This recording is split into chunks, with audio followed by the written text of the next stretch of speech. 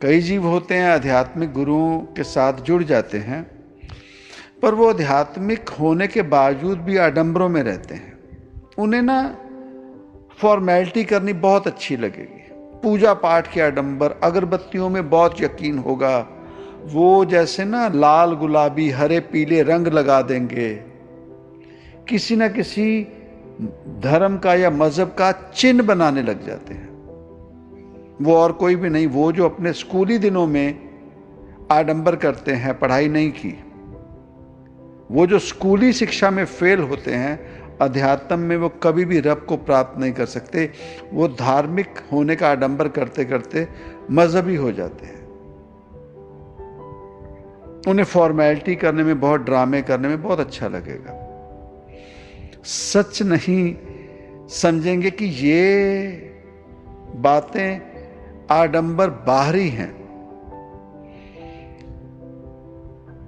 भीतरी ज्ञान प्राप्ति करने के लिए इन आडंबरों की जरूरत नहीं। जितना ज्यादा बाहरी ये आडंबर, उतनी कम स्कूली शिक्षा और उतनी कम आध्यात्मिक शिक्षा। जब तक किसी जीव को उतनी इंपॉर्टेंस नहीं देते जितनी वो डिजर्व करता है, तो सामने अगर इंपॉर्टेंस नहीं दे रहे, तो जैसे स्कूल है ना, स्कूल में बच्चे गए, जो टीचर शिक्षा दे रहे हैं, गुरुजन, अगर वो बच्चा उस टीचर को इज्जत नहीं देता, या घर पे अगर माता पिता बच्चों को पालना करते हैं, बच्चों को पालते हैं, अगर बच्चे अपने माता पिता को इज्जत नहीं देते, तो उनकी बताई गई शिक्षा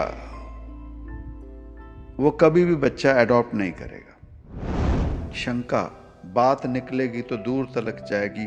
जो जीवों में बातें पड़ जाती हैं, वो जो मर्जी कर लो, वो नहीं मिटती। सामने कोई बहुत अच्छा बन के बताएगा, सामने बहुत तारीफ करेगा, सामने किसी तरह से भी हमारे साथ बात करे, पीठ पीछे बातें होती हैं। और 100 में से 100 जीव पीठ पीछे हमारी अच्छाई की बातें नहीं करते, वो 100 में से 100 जीव बुराई ही करते हैं। ओंकार तू सत है, बिन तुद सब मिथिया। जो तुद ते है उपजया, अंत तुद माहे समाय।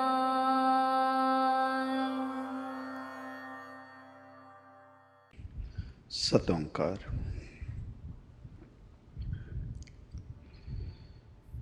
पंक्तियां हैं, मान तान सब अर्पण कियो, अर्पण कियो घुमाना।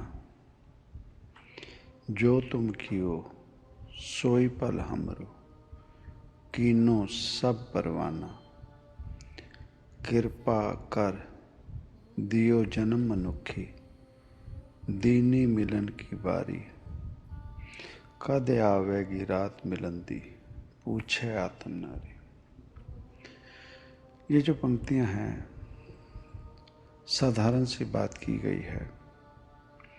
जीवात्मा उस परम आत्मा ओंकार के समक्ष अपने भीतर की अवस्था बयान कर रही है और बात कर रही है कि इस जीवन में जो मनुष्य जामा मिला, इस जामे में रहते हुए जो पूर्वले जन्मों के जीवात्मा के कर्म थे, और उन कर्मों का जो फल इस जीवन में मिल रहा है, और ना सिर्फ पूर्वले जन्मों के कर्म, इस जन्म के जो इस जीवन के कर्म हैं, उनका भी जो फल, उनका जो आउटकम मिल रहा है, वो जीवात्मा मान गई।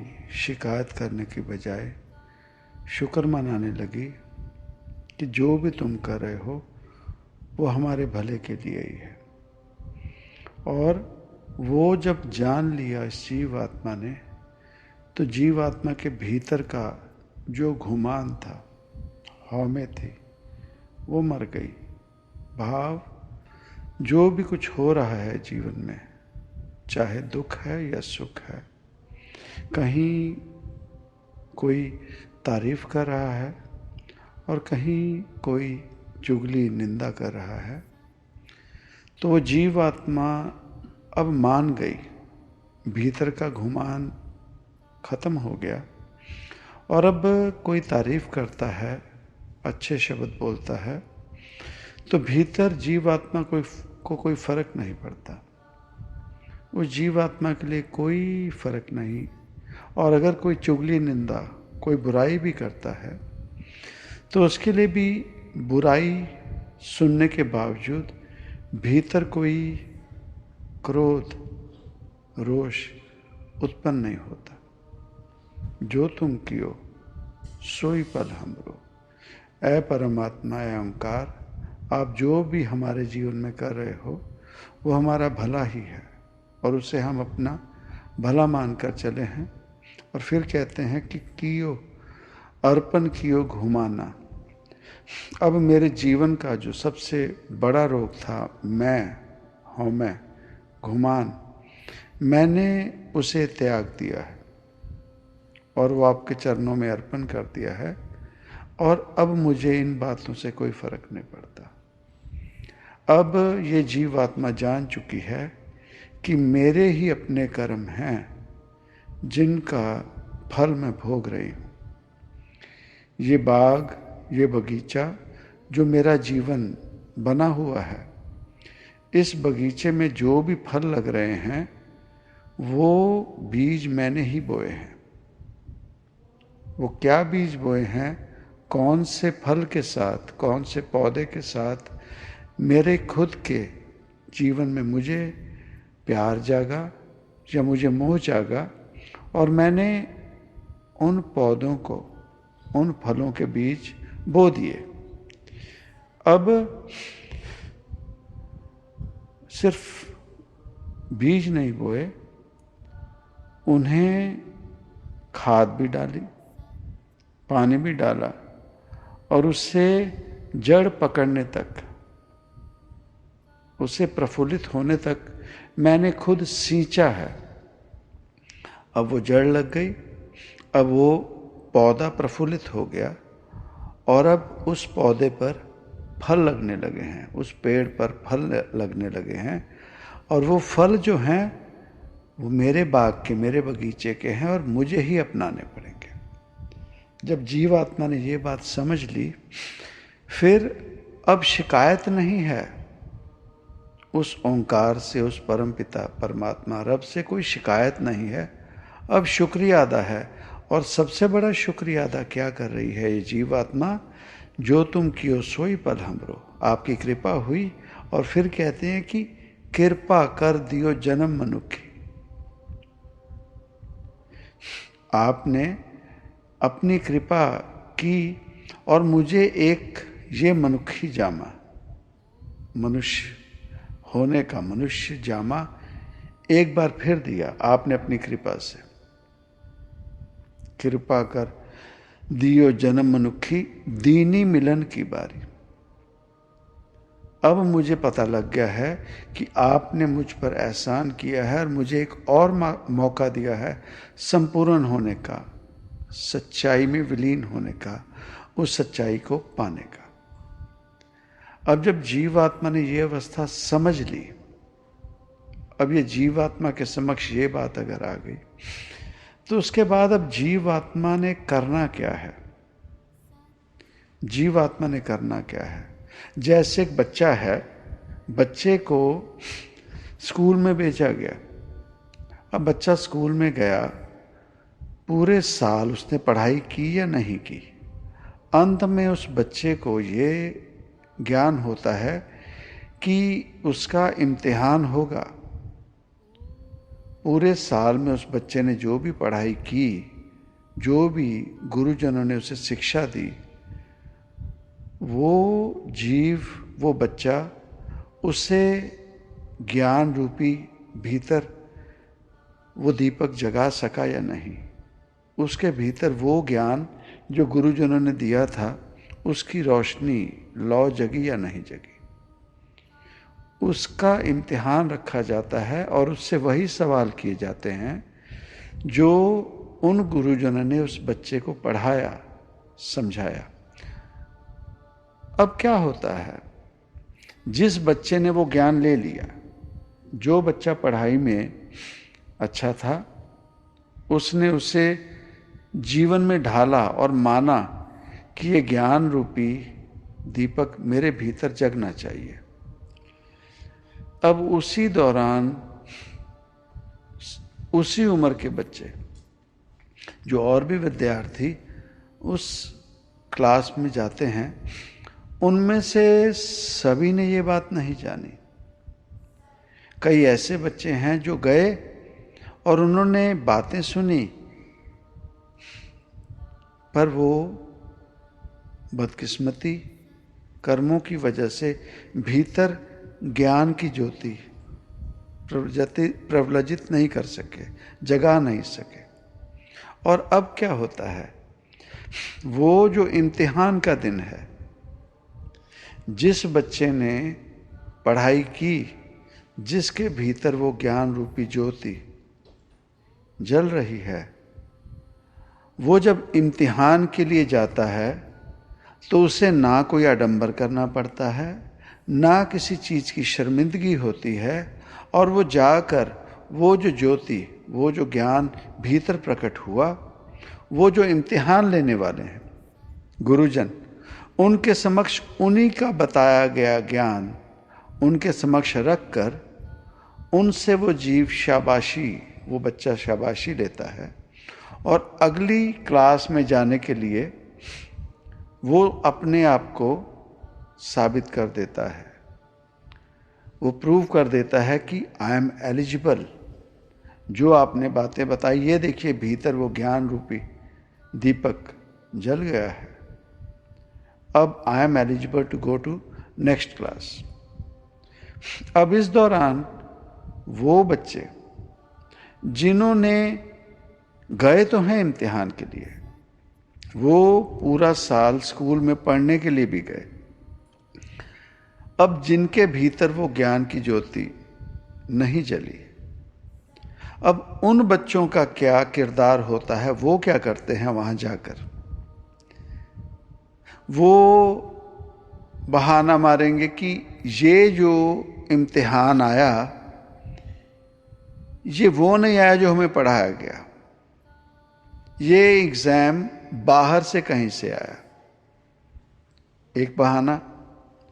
दूसरा, वो इम्तिहान पर जाने से पहले जितने दुनियावी और रब के नाम के आडंबर होंगे, भक्ति रस, उस रब को मनाना, उस रब की पूजा पाठ, वो वही बच्चे करेंगे जिन्हें सच्चाई पता है और उस सच्चाई से वो भागकर वो सोचते हैं कि हम ये जो आडंबर करेंगे, इन आडंबरों से हम उस इम्तिहान को पास कर लेंगे। अब इसी तरह से ये जो मनुष्य जामा है, मनुष्य जाति है, ये बट गई। जिन्हें भीतर से आभास हो गया सच्चाई का कि ये मनुष्य जामा जीवात्मा को मिलने पर आखिर में इम्तिहान होगा उस अगली क्लास में जाने के लिए, और उस इम्तिहान के लिए वो जो सच में जानकारी हासिल कर चुके हैं और ज्ञान रूपी दीपक भीतर जल गया है, उनका जीवन जीना, और वो जीवात्मा मनुष्य जामा में जिन्होंने सच्चाई की तरफ ध्यान नहीं दिया, वही जीव अपने जीवन काल में दुनियावी आडंबरों में पड़े रहते हैं। रब के नाम पर या दुनियावी जितने भी आडंबर देखेंगे, वो जीवात्मा, वो जीव आडंबर कर रहे होते हैं। और जैसे स्कूली शिक्षा के दौरान विद्यार्थियों को पता होता है कि इन आडंबरों से पास नहीं होंगे, पास होना उस सच्चाई से है कि जो गुरु ने ज्ञान दिया वो भीतर अगर ज्योति दीपक जगने लगा, वो ज्ञान भीतर प्रफुल्लित हो गया, वास कर गया, तो उन्हें एग्जाम में जाने के लिए, इम्तिहान में बैठने के लिए कभी कोई डर नहीं होता। उन्हें कोई आडंबर नहीं करना पड़ता। उनके लिए वो दिन खास नहीं होता। वो जाते हैं और इम्तिहान में पास हो जाते हैं। जीवन में जब अध्यात्म की बात करते हैं, अगर तो कोई आध्यात्मिक गुरु जीवन में नहीं है तो गुरु धारण जरूर करें, उससे हम मना नहीं करते। कारण कि बिना किसी स्कूल में गए ज्ञान की प्राप्ति नहीं होती, या घर बैठे ही माता पिता वो उतनी वफादारी से बच्चे की वो पढ़ाई करवा दें, उसे स्कूल में ना भेजें। पर जैसे स्कूल में 7-8 घंटे पढ़ाई होती है, जो भी शिक्षा दी जाती है, या तो वो पेरेंट्स, वो परिवारजन उस तरह की शिक्षा दें, उसी लेवल की। बात है ज्ञान की प्राप्ति की। और अगर हम स्कूली शिक्षा में, स्कूल किसी और गुरुजन को गुरु नहीं बनाते, तो वो जो हमें घर बैठे भी शिक्षा देगा, चाहे वो माता पिता है, भाई बंधु है, रिश्ते नाते हैं, वो भी कहीं ना कहीं हमारे गुरु ही कंसीडर होंगे। स्वभाव दुनियावी शिक्षा, दुनियावी ज्ञान की प्राप्ति या अध्यात्म की ज्ञान की प्राप्ति, गुरु की जरूरत बहुत अहम है, जरूरत पड़ती है। गुरु जरूर धारण करें, किसी गुरुजन के पास जाकर शिक्षा लें। अब वही बात, जैसे स्कूली शिक्षा के दौरान गुरुजन की बात को नहीं ध्यान दिया, सुनी पर जीवन में ढाली नहीं, और भीतर ज्ञान की उत्पत्ति नहीं हुई, दीपक नहीं जगा, तो अध्यात्म में भी यही होता है। कई जीव होते हैं आध्यात्मिक गुरुओं के साथ जुड़ जाते हैं, पर वो आध्यात्मिक होने के बावजूद भी आडंबरों में रहते हैं। उन्हें ना फॉर्मेलिटी करनी बहुत अच्छी लगेगी, पूजा पाठ के आडंबर, अगरबत्तियों में बहुत यकीन होगा, वो जैसे ना लाल गुलाबी हरे पीले रंग लगा देंगे, किसी ना किसी धर्म का या मजहब का चिन्ह बनाने लग जाते हैं। वो और कोई भी नहीं, वो जो अपने स्कूली दिनों में आडंबर करते हैं, पढ़ाई नहीं की, वो जो स्कूली शिक्षा में फेल होते हैं, अध्यात्म में वो कभी भी रब को प्राप्त नहीं कर सकते। वो धार्मिक होने का आडंबर करते करते मजहबी हो जाते हैं। उन्हें फॉर्मेलिटी करने में, बहुत ड्रामे करने में बहुत अच्छा लगेगा। सच नहीं समझेंगे कि ये बातें आडंबर बाहरी हैं। भीतरी ज्ञान प्राप्ति करने के लिए इन आडंबरों की जरूरत नहीं। जितना ज्यादा बाहरी ये आडंबर, उतनी कम स्कूली शिक्षा और उतनी कम आध्यात्मिक शिक्षा, उतनी कम आध्यात्मिक शिक्षा। जानकारी जो हमारे जीवन में मिलती है, वो जानकारी सिर्फ जानकारी के लिए नहीं दी जाती, वो होता ज्ञान है किसी का। हम जैसे जीवों को वो जानकारी के रूप में ज्ञान बनने के लिए मिलती है, ज्ञान बनने के लिए। अब क्या हो गया, स्कूली शिक्षा और आध्यात्मिक शिक्षा, ये सब आज के समय में फेल हो गई। कारण क्या है? जब तक किसी जीव को उतनी इंपॉर्टेंस नहीं देते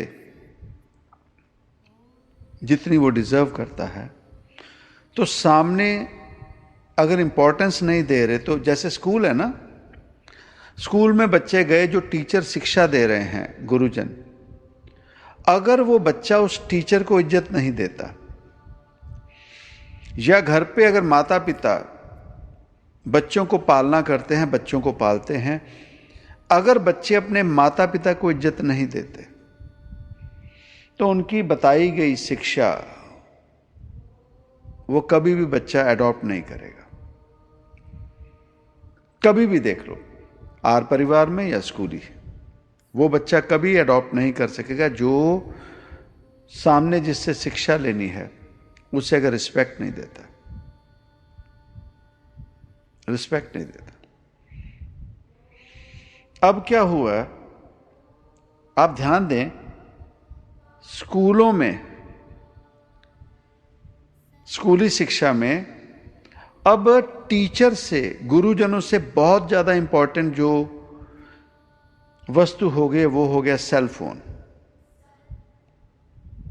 अब वो हो गया सेल फोन।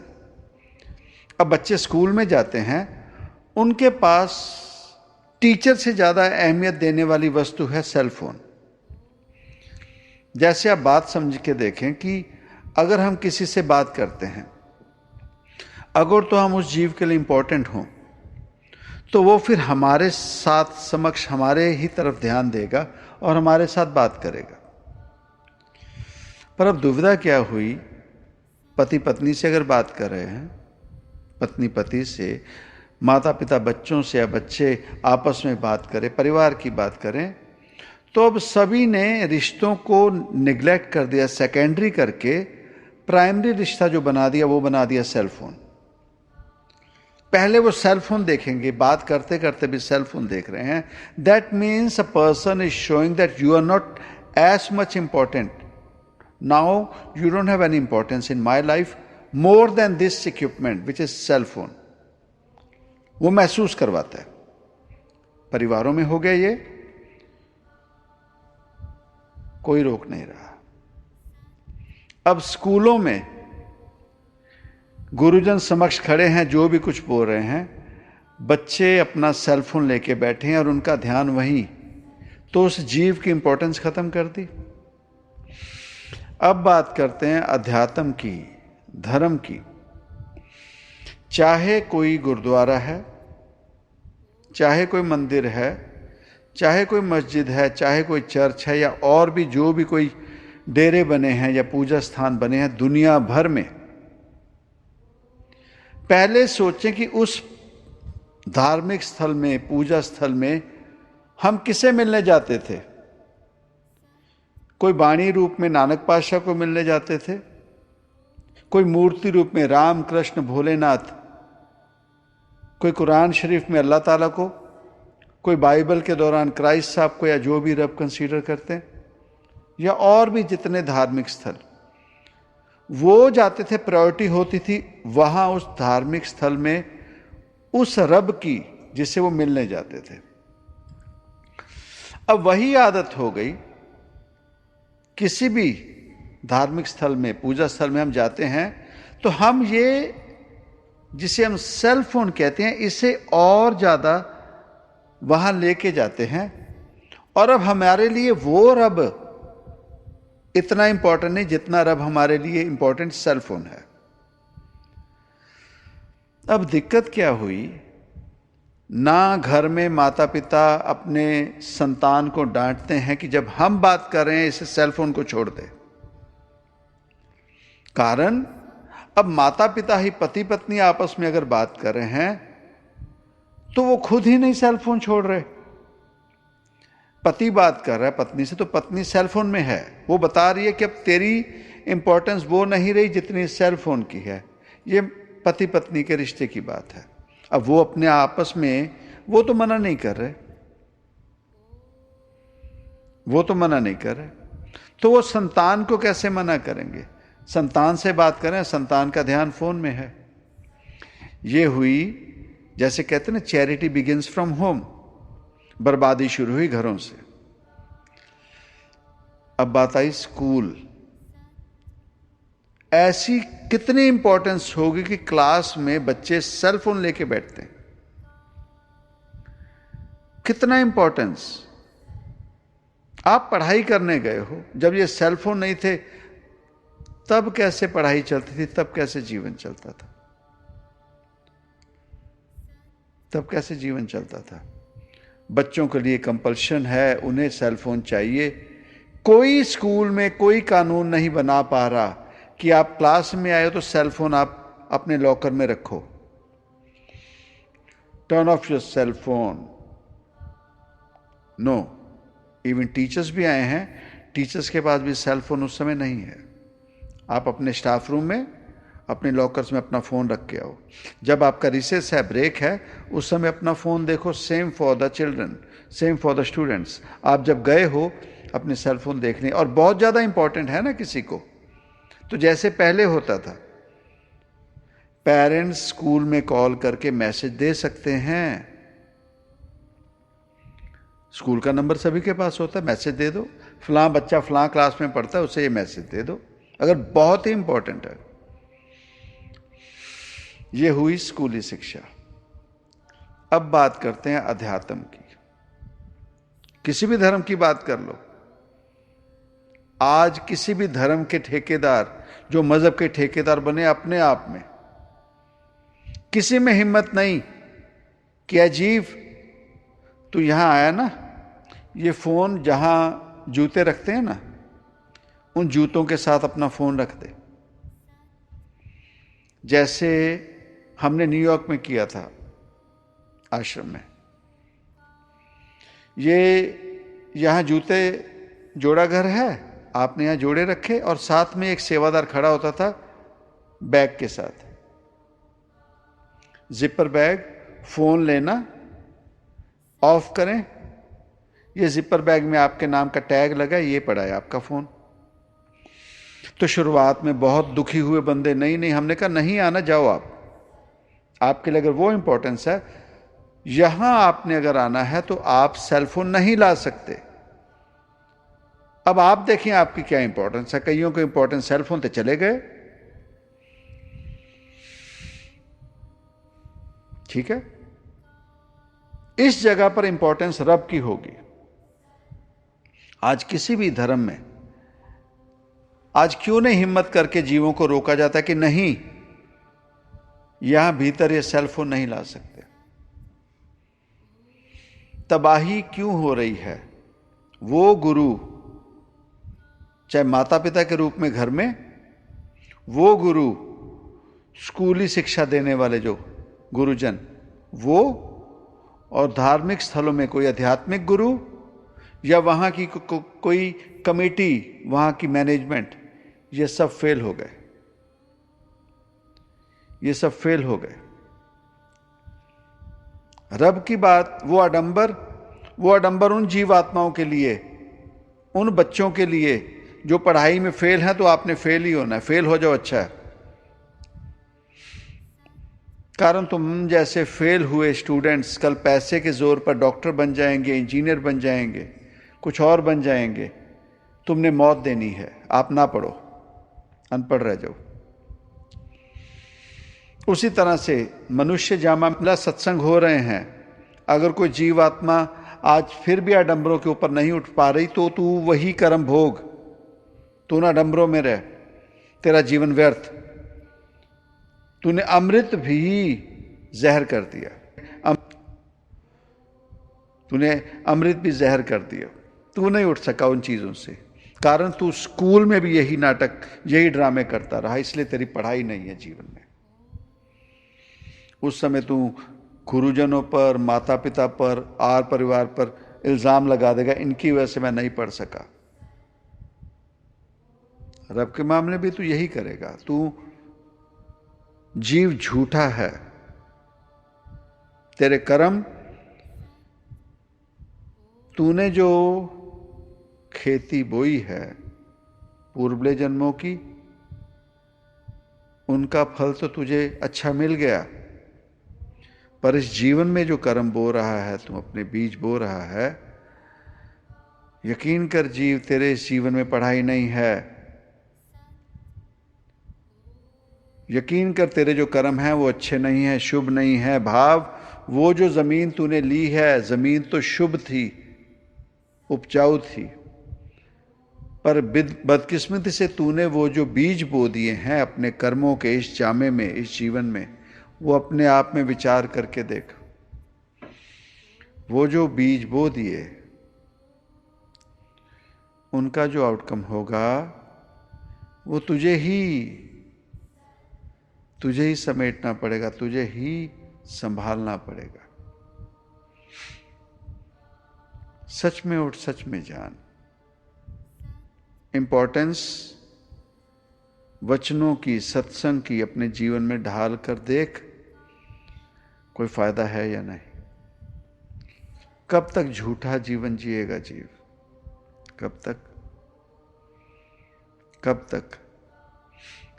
वो रब उन महापुरुषों के समय जब बुरे आए, अच्छा और बुरा समय सभी का आता है। कोई कह दे जीवन में कि जीवन भर मेरा बुरा समा रहा, नहीं। कोई कहता रहे जीवन भर मेरा अच्छा समा रहा, ऐसा नहीं होता।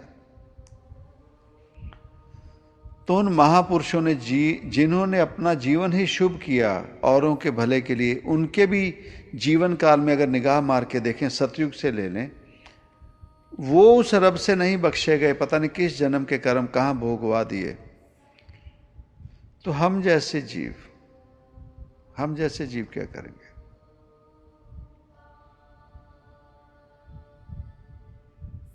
कबीर साहब ने भी यही कहा ना, वो जो अध्यात्म में किसी गुरुजन के पास पहुंचे, स्कूल में पहुंचकर अच्छी शिक्षा, अच्छे गुरुजन मिलने के बावजूद अगर वो जीवन में ज्ञान नहीं प्राप्त कर सके, तरक्की नहीं कर सके और इल्जाम ही लगाते रह गए, और वो जो जीवन काल में गुरु जन की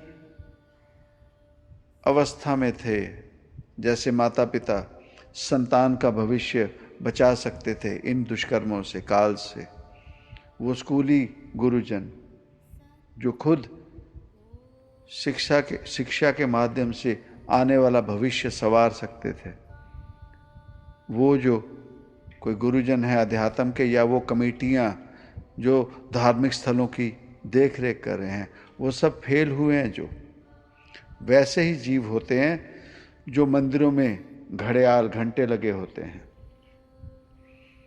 तो जो भी जीव आता है उन्हें बजा कर जाता है। ना वो रब तक पहुंच सकते, ना वो बाहरी दुनिया। जो भी जीव आता है, चाहे दुष्कर्मी भी आए, वो बजा के जाता है। वैसे जीव घड़ियालों के बाहर घंटे बन के, घड़ियाल बन के टंगे रहते हैं और जीवन भर उनकी पिटाई होती रहती है, जीवन भर पिटाई होती रहती है। अपने कर्मों को देखें। फिर कहा गया कि कृपा कर दियो जन्म मनुखी, दीनी मिलन की बारी। कद आवेगी रात मिलन दी, पूछे आत्म नारी। अब तो गुमान छोड़ दिया, सच्चाई जान ली। किसी गुरुजन की कृपा हुई, गुरुजन ने भीतर वो ज्ञान दे दिया कि जीवात्मा अपनी सच्चाई समझ, ये दुनियावी आडंबरों को छोड़ दे। तो तब फिर जीवात्मा ने पुकार की उस ओंकार से, उस रब से, कद आवेगी रात मिलन दी, पूछे आत्म नारी। हे प्रभु, आपकी शरण में बैठी, अब तो मुझे परवान करो, अब तो मुझे सुहागन करो और संपूर्ण करो, संपूर्ण करो। नहीं तो इंसानी जामा मिला क्यों? इसकी इतनी अहमियत क्यों है? 84 लाख योनियों में बार बार देखिए, हाथी कितना बड़ा जानवर,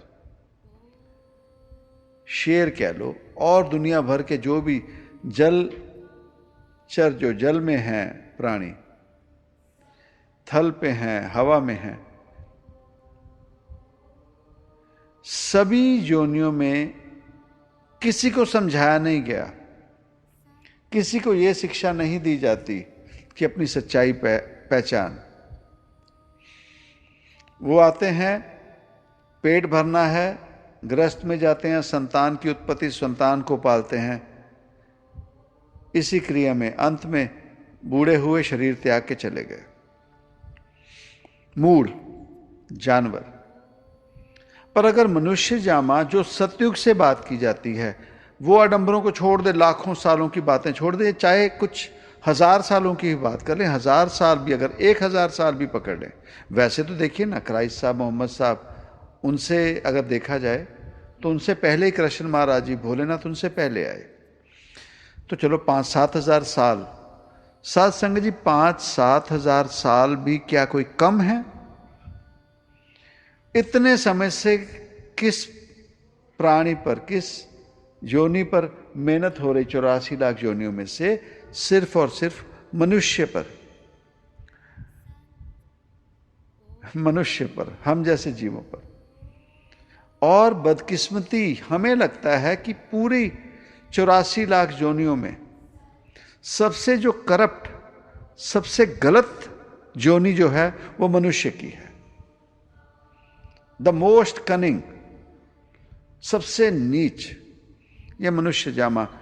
कारण ज्यों ज्यों ज्ञान बढ़ता गया, वो ज्ञान महापुरुषों में बढ़ा, उन्होंने जीवों को जानकारी दी, वो जानकारी भी नहीं बना सके, चालाकी, दिमाग ज्यादा चलाते चलाते चलाते चलाते आज हर इंसान दूसरे इंसान का दुश्मन है। इतना सेल्फिश ये क्यों हुआ? वो 5-7 साल से वो जो रब इस जोनी को समझाने की कोशिश करता रहा, अब तो रब ही फेल होने लग गया। किसने सोचा था कि किसी भी धार्मिक स्थल में, जिस भी धर्म का धार्मिक स्थल है, उसका रब सेलफोन के समक्ष फेल हो जाएगा? हमने अपने जीवन काल में देखा, आश्रम में हमने कहा कि आप या सेलफोन लेके आए, या सेलफोन लेके आए, या सेलफोन ना लेके आए, आप आए, नहीं तो आप मत आए। कई जीव छोड़ गए। What does that mean? आज कोई धार्मिक स्थल पे किसी को मना क्यों नहीं करता? इस डर से कि अरे संगत आनी बंद हो जाएगी, इनकम बंद हो जाएगी। तो इसलिए धार्मिक स्थल खोले हैं हमने। Rule should be imposed by वो जो वहां के अथॉरिटी हैं। हम तो डरते हैं अगर ये कर देंगे तो हो, ये जीव अभी आएगा नहीं। तो फिर देख लेना इंपॉर्टेंस किस चीज की है, फोन की या रब की। जिसके लिए रब होगा, चक्खड़ जा की मी वर्क है, पी गुर देखन जावना। अवस्था तो वो होनी चाहिए कि मुझे प्रभु आपकी शरण में, मैं आपके दर्शनों के लिए आया हूं किसी भी रूप में, मुझे आप सर्वप्रिय हैं, आई वॉन्ट यू। कोई फर्क नहीं। कब इस मोह जाल से ये जीव जो हैं हमारे यार, परिवार, रिश्ते नाते, रब ने तो हमें इनसे भी मोह ना करने को कहा था। हम तो मैटेरियलिस्टिक दुनिया में इतने मोह में पड़ गए, हमें नहीं परवाह आज कोई रब।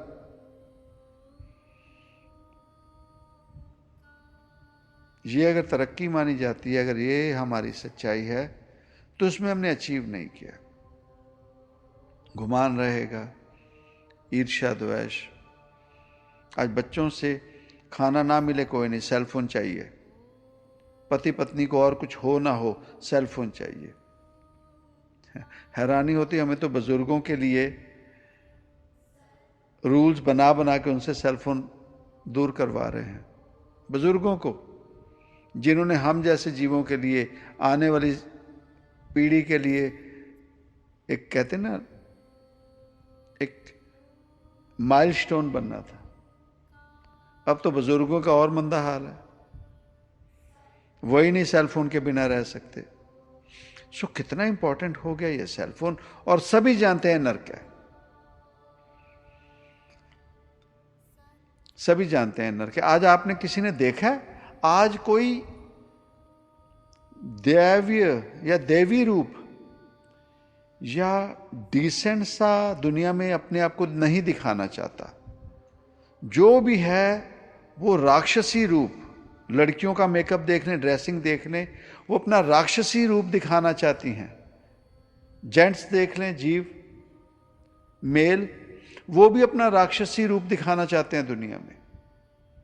राक्षस वृत्ति इतनी हो गई, सब राक्षसी तामसिक ताकतें। और छोड़ें, कल बैठे तो नए मॉडल्स आ रहे गाड़ियों के, आप आने वाले साल में गाड़ियों के मॉडल्स देख लेना, संपूर्ण कंप्लीटली तामसिक राक्षसी रूप। इंसान ने क्या फैसला कर लिया, मैंने सिर्फ राक्षस होना है? हर जीव सामने वाले को, अपने आप को डर डालना चाहता है कि तुम मुझसे डर। मूवीज देख लें, चाहे हीरो है, कोई भी है, बुरे से बुरा कैरेक्टर बताना पसंद कर रहे हैं आज, और हम उसे पसंद करने लगे, हम वैसे होने लगे। तो जब मनुष्य ने सोच ही लिया है तमस ही बढ़ानी है, राक्षसी ताकतों को ही बढ़ाना है, तो आगे फिर क्या?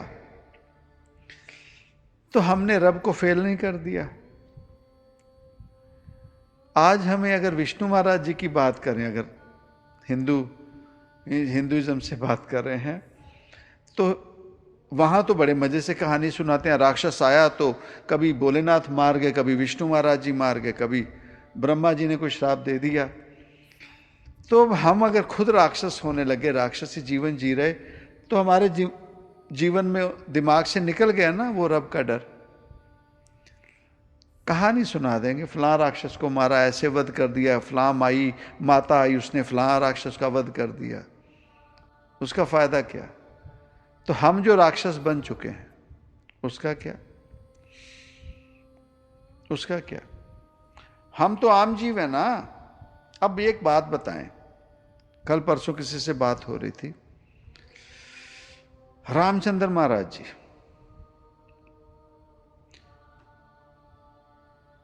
ऑल द वे लंका में गए, रावण का वध किया। रावण का वध करने पर भी जब रामचंद्र महाराज जी आए, तो उन्होंने जो उनकी धर्म पत्नी थी मां सीता, उनकी अग्नि परीक्षा ली कि if she will be pure, तो आग में से चलवा दिया, तो ये अगर बच के आ जाएंगी तो शी इज प्योर। अग्नि परीक्षा पति ने ले ली। उसके बावजूद रामचंद्र महाराज जी को वनवास क्यों देना पड़ा, आजीवन वनवास क्यों देना पड़ा मां सीता को? कारण कि वो जब गर्भवती हुए तो उसी समय में हुए जब वो बेचारे आए थे। कारण राम से मिले, गृहस्थ जीवन में गए। अब वो जो सोसाइटी है जिसमें वो कैरेक्टर के बाबत बात हो गई, तो राम उस सोसाइटी में नहीं रह सकते थे, वहां मां सीता को नहीं रख सकते थे। कारण जीवन भर उनकी जो संतान थी लवकुश, लव के ऊपर कहीं ना कहीं बैक स्टेज में इल्जाम लगते रहना था कि यह संतान किसकी है, यह संतान किसकी है। वो जो रामचंद्र महाराज जी त्रेता के मालिक, अयोध्या के मालिक, उन्हें भी समझ आ गई थी कि नहीं, ये जो उस कुदरत ने लिख दिया, अब मैं इसे मेट नहीं सकूंगा। उन्होंने बेचारों ने अपने जीवन का सैक्रिफाइस करके उसे, जिसे सबसे ज्यादा चाहते थे, ना चाहते हुए भी उन्हें वनवास देना पड़ा, अपने से दूर करना पड़ा। क्यों? क्योंकि वो जो जीवों के भीतर वो जो बात डाल दी गई थी, वो कोई नहीं मिटा सकता, वो कोई नहीं मिटा सकता। गुरु वो जो हमें बातों बातों में शिक्षा दे दे, समझा दे कि देख जीवन बेवकूफियों की वजह से व्यर्थ ना गवाओ।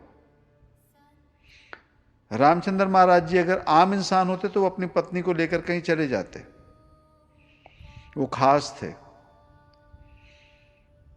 वहीं रहना था, तो उनके पास और ऑप्शन नहीं बचा, उन्होंने मां सीता को वनवास दे दिया। शंका, बात निकलेगी तो दूर तलक जाएगी। जो जीवों में बातें पड़ जाती हैं, वो जो मर्जी कर लो, वो नहीं मिटती। सामने कोई बहुत अच्छा बन के बताएगा, सामने बहुत तारीफ करेगा, सामने किसी तरह से भी हमारे साथ बात करे, पीठ पीछे बातें होती हैं। और 100 में से 100 जीव पीठ पीछे हमारी अच्छाई की बातें नहीं करते, वो 100 में से 100 जीव बुराई ही करते हैं। दुख दारू सुख रोग भया। ऐसी कोई अवस्था जीवन में आ जाए, कोई दुख आ जाए, समझ लो रब हमारी मदद कर रहा है, हमें वो कोई गार्ड कर रहा है, बचा रहा है, संभाल रहा है, समझ ले। पर अगर गुरुजन से ज्यादा इंपॉर्टेंट हमारा सेल फोन है तो पड़े रहो सेल फोन में, सेल फोनों की बातें देखें। पर अगर रामचंद्र महाराज जी नहीं बच सके ना, हम उनके चरणों की धूल में नहीं हो सकते, तो हम कहां से बचेंगे। और जीवन में गुरु होने का फायदा वो आने वाला समय हमें दिखा देते हैं। वो उस रब के समक्ष, रब के अगेंस्ट नहीं जा सकते। वो बातों बातों में इशारा दे देते हैं कि देख जीव, तू ये रास्ते पे चला, ये रास्ता छोड़ के इस रास्ते पे चल पड़, ठीक हो जाएगा, ठीक हो जाएगा।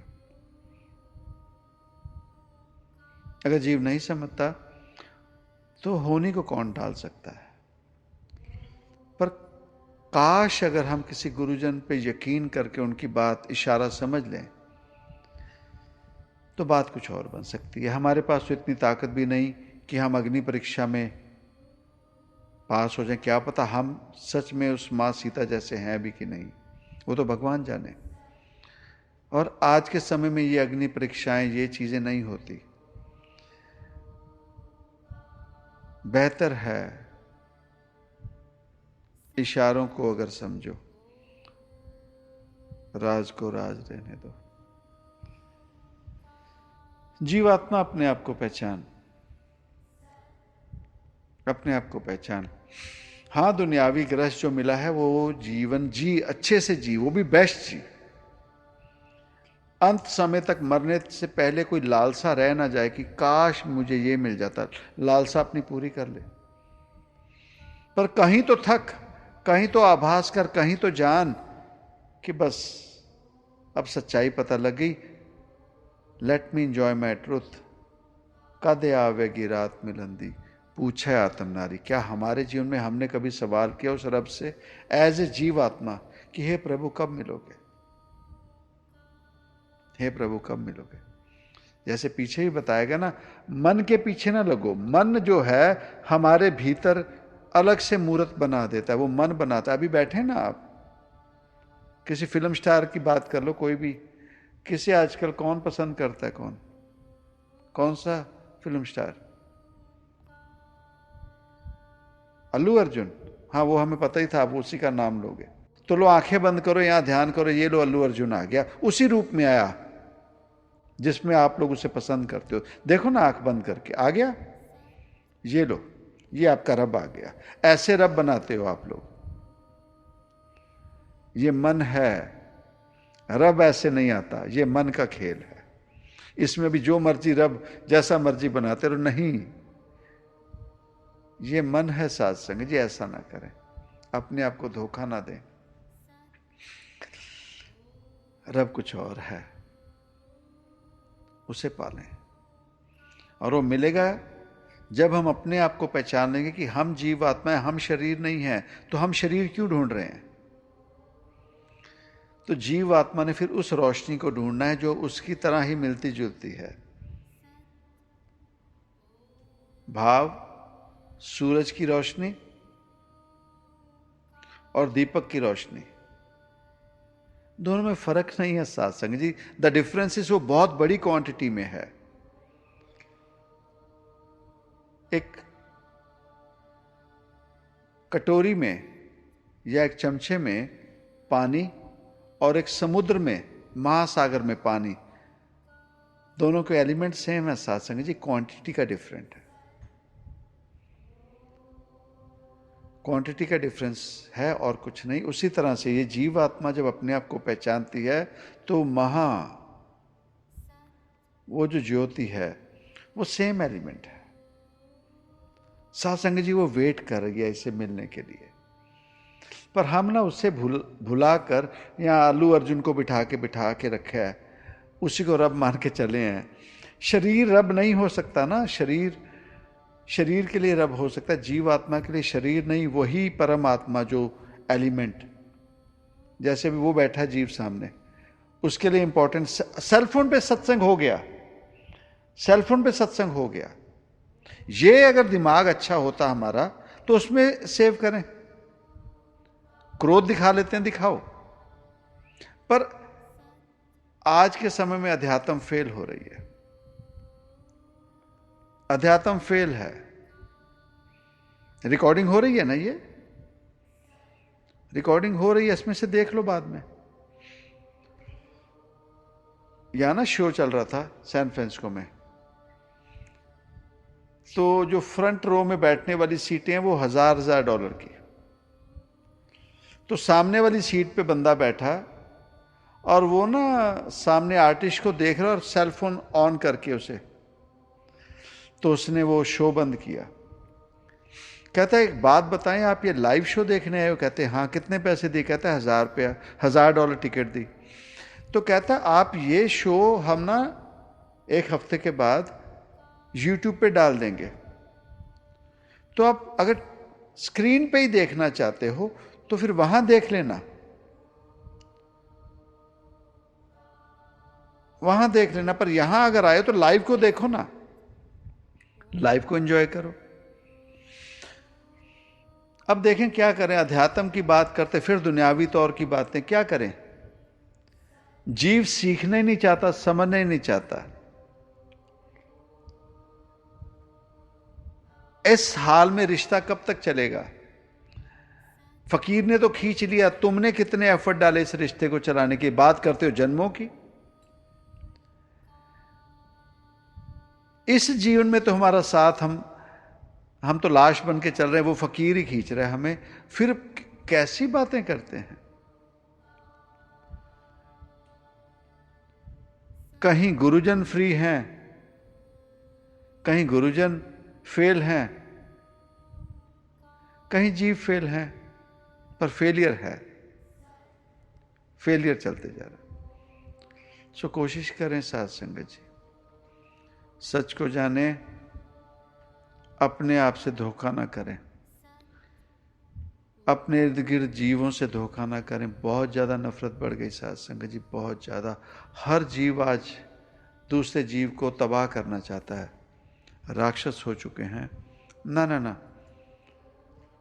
कम से कम इंसान तो होकर ये शरीर छोड़ें, उससे आगे तो और क्या करना है। हमारी राक्षसी वृत्ति हो गई। अब जो हमने संतान पैदा करनी है, इन गुणों से आने वाली जनरेशन भी राक्षस साक्षात राक्षस पैदा होगी। हम इससे दोबारा पीछे हो नहीं सकेंगे। ऐसा कर्म ना बनाए, आसान सा सीधा साधा जीवन, और वो जीवन जी लें जो सच में हमें ना भीतर दैवी गुण, अच्छे गुण पैदा करे। कारण कि जो हम बीज बो रहे हैं, फल हमारा होगा, हक हमारा है। हमें ही वो फसल को निपटाना पड़ेगा इस जीवन में, अगले जीवन में पता नहीं कब तक। तो अगर मौका मिला है, कोई संत जन फकीर, अगर हम जैसे जीवों के जीवन में कोई सत्संग है, उससे फ़ायदा लेकर कही हुई बात, वो जो ज्ञान हमें मिला है, उसे जानकारी तक या अपनी अक्ल तक ना बढ़ाएं, उसे ज्ञान बना ही लें, तब जो जीवन अपना सफल कर सके। सतंग।